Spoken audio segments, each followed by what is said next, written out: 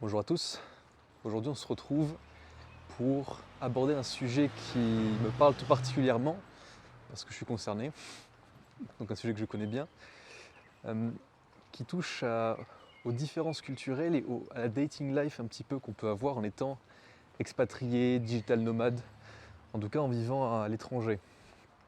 Parce qu'effectivement c'est très différent de si on vit dans le pays dans lequel, ou plutôt duquel on parle la langue, ou dans lequel il y a notre langue maternelle. Donc si on est français par exemple et qu'on déménage au Canada, ou alors dans un pays d'Afrique subsaharienne, ou en Belgique, ou en Suisse, globalement, ça ne change pas grand-chose. Les différences culturelles sont vraiment moindres. Mais si jamais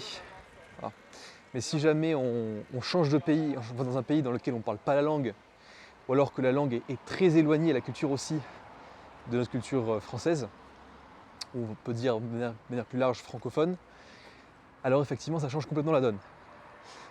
Et d'ailleurs ça touche à une raison, une des raisons en tout cas pour lesquelles j'ai décidé de partir de France et de m'expatrier, même si j'ai quand même pas mal bougé, c'est avant tout parce que la culture française, en tout cas ce qu'elle est devenue dans les dernières années, et ce qui se passe à l'échelle de la société en France, me déplaît profondément.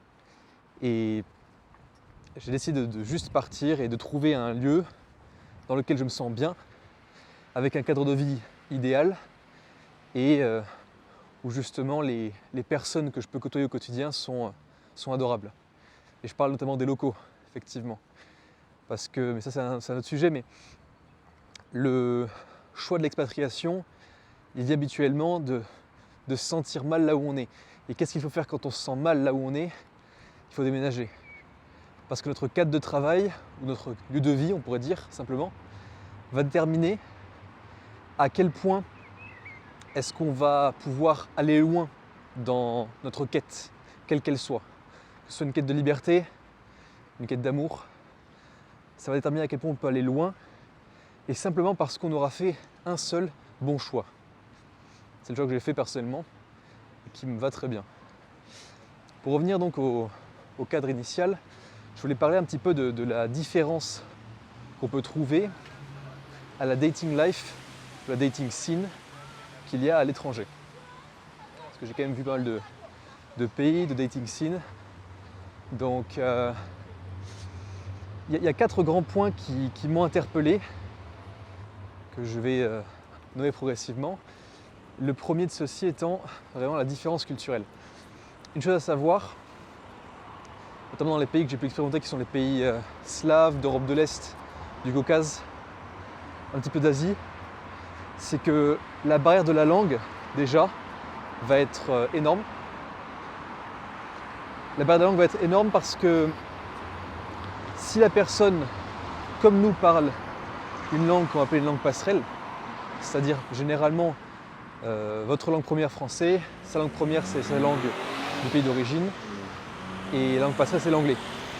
Donc à ce moment-là, ça rend l'interaction déjà un peu plus compliquée parce qu'il faut que vous trouviez les bons mots, il faut qu'elle trouve les bons mots. Donc pour se comprendre, c'est un petit peu compliqué. Et en plus de ça, il faut prendre en compte que dans le pays dans lequel vous êtes, il y a entre 10 et 30% des femmes que vous pourrez être amené à rencontrer, c'est-à-dire qu'il y en a une qui vous plaît, vous allez la voir. 10 à 30% de ces femmes-là ne parleront pas un mot d'anglais, pas suffisamment anglais pour tenir une conversation, ou alors ne seront pas intéressées à échanger avec vous simplement parce que vous êtes étranger. Donc il y a aussi ça à prendre en compte. C'est un nombre qui est quand même assez conséquent, qui peut faire en sorte d'enlever un accès à une partie de la dating pool, mais qui en réalité n'est pas si dérangeant que ça si on sait où aller pour trouver des femmes qui justement parlent anglais. Quoi qu'il arrive, les différences, en fait, ou en tout cas la friction qu'il peut y avoir avec la barrière de la langue, même au sein du date, on peut la trouver. On peut la trouver, comme je le disais, si jamais elle va essayer de communiquer quelque chose auprès de vous, elle va essayer de dire une phrase qui va faire sens pour elle et qui pourrait faire sens pour un natif, c'est-à-dire un Anglais arriverait à comprendre ce qu'elle veut dire, quelqu'un qui est anglophone. Quelqu'un de son pays pourrait comprendre ce qu'elle veut dire aussi, parce qu'il y a le contexte et c'est comme ça qu'ils vont dire les choses, mais vous ne le comprenez pas. Un exemple concret, c'est par exemple, on a tendance à dire en français « ça a du sens ». Ça a du sens qu'on traduirait littéralement en anglais en « it has sense ». Si vous disiez « it has sense », par exemple à une étrangère, il y a des chances qu'elle ne comprenne pas vraiment ce que vous voulez dire. Alors que si vous le dites à un Français, ben là il vous comprendra. It has sense, ça a du sens, ok. Ça c'est un des sujets. Le deuxième sujet c'est, on en a parlé brièvement, la différence culturelle, les différences culturelles. Plus vous vous éloignez de votre pays d'origine, plus vous allez avoir des différences flagrantes. Différences flagrantes d'un côté dans la manière de vivre, mais aussi de communiquer. C'est-à-dire qu'il y a potentiellement une manière, on pourrait dire, pour les femmes dans le pays dans lequel vous êtes, on va parler par exemple de la Russie. Il y aurait une manière pour les femmes en Russie de montrer de l'affection, de l'attention auprès de vous, que vous pourriez être amené à ne pas comprendre, simplement parce que c'est inhabituel pour vous dans le cadre français. Là pareil, ça pose un problème parce que si on ne comprend pas les signes qui peuvent être corporels ou au moins paraverbaux, qu'il y a de l'attention ou de l'attraction de l'une personne à l'autre, alors ça va venir tout de suite rendre la communication plus compliquée. Donc là pareil, on se trouve face à un problème, un cas de conscience. Quel niveau il faut avoir de compréhension de la culture du pays dans lequel on est pour pouvoir se débrouiller sur la dating scene et donc participer à des dates de manière naturelle et fluide. Ce que je vous recommanderais de mon expérience, connaître l'histoire du pays c'est un minimum, alors pas dans les détails, mais comprendre ce qui fonde le pays, les principes fondateurs du pays. Est-ce que c'est un pays qui est basé vraiment sur un patriotisme qui est fort?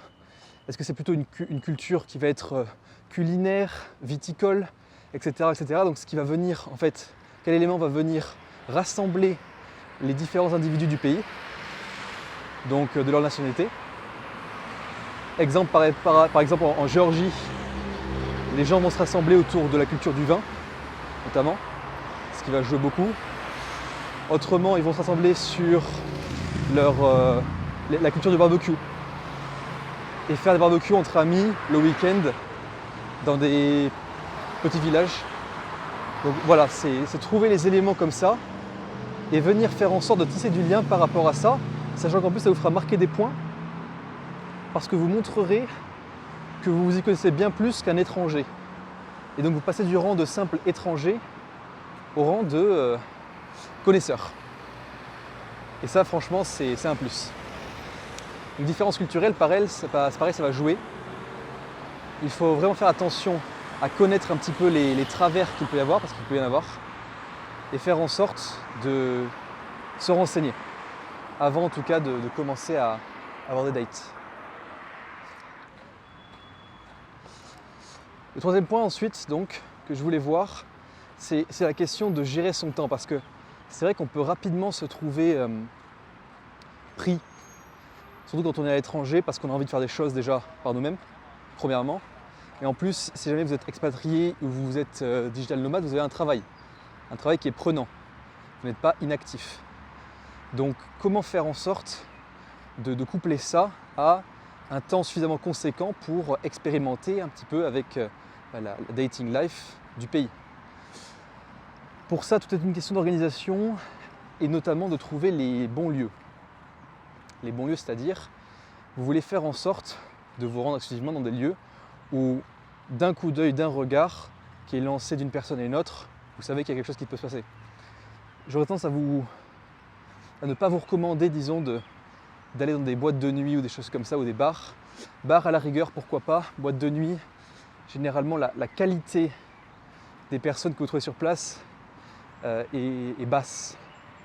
Quand je dis basse, c'est-à-dire que vous allez pouvoir trouver des femmes qui sont bien plus à leur avantage lorsque vous vous êtes sur ce qu'on appelle une approche du day game, donc approche de jour.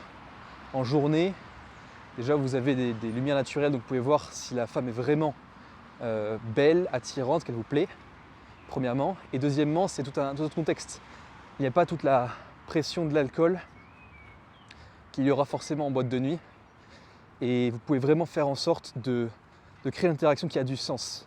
Parce que vous vous différencierez de 99% des hommes qui attendent, eux, d'être dans un endroit comme un bar ou une boîte de nuit pour aller aborder. Donc en termes de lieux qualitatifs, moi je vous recommanderais, quand vous êtes dans un pays, d'aller dans une des meilleures salles de sport du pays pour vous entraîner, qui est un très bon lieu de rencontre d'un côté pour le business, parce qu'il y aura forcément des entrepreneurs à succès qui vont s'entraîner là-bas parce qu'ils font du business, qu'ils font de l'argent, parce que c'est des salles qui ne sont pas données, pas du tout pour le coup en tout cas de la vie locale, premièrement. Et deuxièmement, pour pouvoir rencontrer pareil des femmes de qualité qui sont prêtes à payer plus cher pour une salle de sport, pour faire en sorte de s'entraîner dans un cadre où il y a moins de monde et des gens qui sont encore une fois plus qualitatifs. Donc c'est win-win. Un autre lieu qui peut être vachement intéressant, qui peut être vraiment intéressant en tout cas, c'est les cafés ou les bibliothèques, ça peut être des librairies aussi, qui sont proches des universités un petit peu particulières, universités par exemple de droit, de médecine et autres, vétérinaire aussi, parce que ce genre d'université, la culture est au travail, à l'étude, et les jeunes femmes que vous pourriez voir, ce sont des jeunes femmes qui sont généralement cadrées, structurées. Et pour pouvoir faire en sorte de construire quelque chose qui a du sens, encore une fois que ce soit une interaction ponctuelle ou récurrente, il vaut mieux sélectionner justement les potentiels les plus élevés, les meilleures personnes. Parce que tout le monde peut trouver juste, j'ai envie de dire, la gueuse du coin de la rue. Tout le monde peut trouver la gueuse du coin de la rue, mais effectivement trouver une femme qualitative pour pouvoir après aller à un date et se faire plaisir, c'est très différent. C'est très différent. Ce qui m'en fait venir à mon dernier point que je voulais aborder, qui est un petit peu triste, mais quand même on peut faire le point par rapport à ça, c'est les applications de rencontres. Vous pouvez tester les applications de rencontres à l'étranger et dans de nombreux cas, ça va être intéressant pour vous, juste pour pouvoir avoir un aperçu, un avant-goût de ce qu'on va pouvoir considérer la catégorie la plus basse de la dating pool du pays. Parce que franchement, qu'on se le dise, les personnes qu'on trouvera justement sur cette application de rencontre seront des personnes qui seront dans ce qu'on appelle le lower tier, le tiers le plus bas, la catégorie la plus basse justement des personnes célibataires. Parce que justement cette appréhension de rencontrer dans un cadre public qui va être outrepassée en faisant en sorte de se mettre avec la barrière du réseau social ou là pour le coup de l'application de rencontre qui va dénaturer tout le rapport humain. Donc vous pouvez tester, voir un petit peu ce que ça donne et sachez qu'habituellement ça va être environ seulement 40 à 50% représentatif de comment sont les femmes du pays. Donc le point le plus intéressant, ça reste vraiment de se donner l'opportunité d'être encore une fois dans des lieux publics, même dans la rue, dans un parc, ça peut être très bien. La salle de sport idéalement, le temple du corps on l'appelle, ou encore dans des cafés, des librairies, des bibliothèques qui sont proches des universités. Vous avez maintenant toutes les clés pour vous balader à l'étranger, faire en sorte de trouver ce qui vous correspond.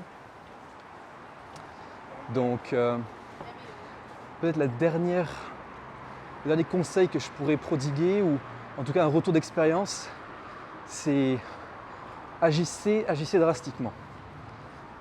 Vous voulez faire en sorte de rencontrer des personnes, rencontrer des femmes, et surtout de qualité, alors généralement vous aurez une opportunité. Parce que si vous attendez d'avoir une opportunité qui se répète, c'est que généralement vous n'étiez pas prêt.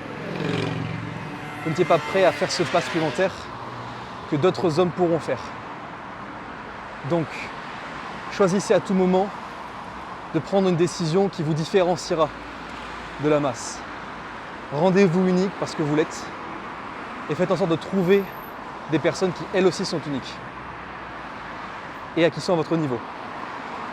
Parce qu'en faisant ça, vous pourrez vous sécuriser un équilibre personnel, professionnel et développer quelque chose potentiellement de plus intéressant.